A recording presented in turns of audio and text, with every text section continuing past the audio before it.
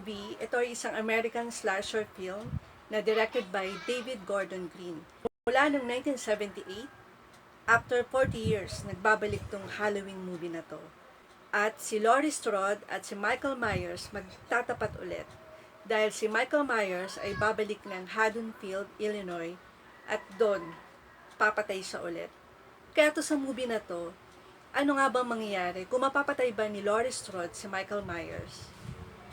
'Di ba? Parang nakakapag-isip ako na yung movie na to, ang galing nasundan dahil sa hindi pa tayo, yung mga iba, yung hindi pa napapanganak noong 1978 at hindi napapanood tong movie na to. Maganda. Continuation nito.